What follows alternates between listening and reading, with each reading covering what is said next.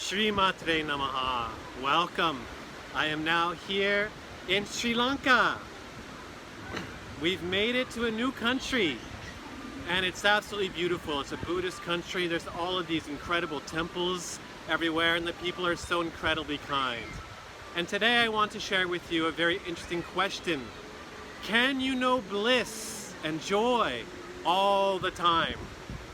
And the answer to that is a resounding yes, because bliss is your own true nature. It is a quality of the soul. In fact, you can't know stress and tension and depression and anxiety all the time. Those things are subject to change, but bliss is the real you. It's a quality of the soul. Like heat and light are qualities of fire, awareness and bliss are qualities of consciousness. Wherever there is consciousness, there is bliss. So yes, you can become established in that because it's already a quality of who you are and always have been. So therefore we have to ask ourselves, if bliss and joy, if these are my own qualities and they are who I really am, then why aren't I aware of them? Why don't I know that bliss all the time? And the answer to that is because this is on the non-dual side of all experience. It's on that subjective side of the Atman. And literally everything else is an object of our awareness. All experience implies two things: a subjective experiencer and an object of your experience.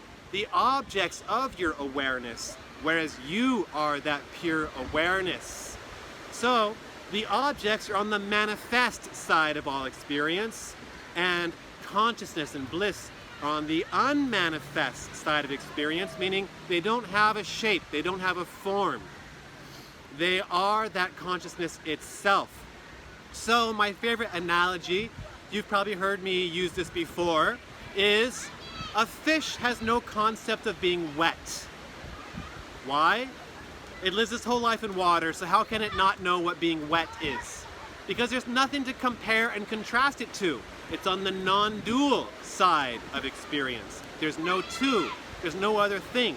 A fish is always wet, so it doesn't even have any concept of wetness. So too, us human beings, we live our entire lives immersed in bliss, so we simply miss it. And, however, you can become aware of it. We can develop sensitivity and awareness to bliss so that you can know it and you can become established in that permanent, constant awareness of that bliss, which is your own true nature.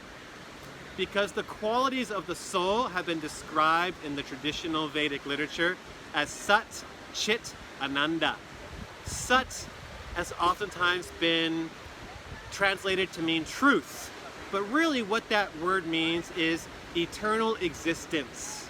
So one quality of the soul, of the Atman, the real you, is eternal existence. Only this present moment now is true, Sat.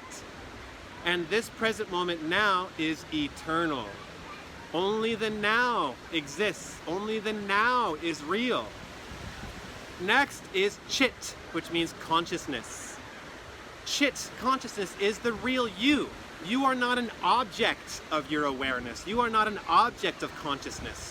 Whatever consciousness shines its light on, that is an object on the objective side, right? So don't objectify yourself.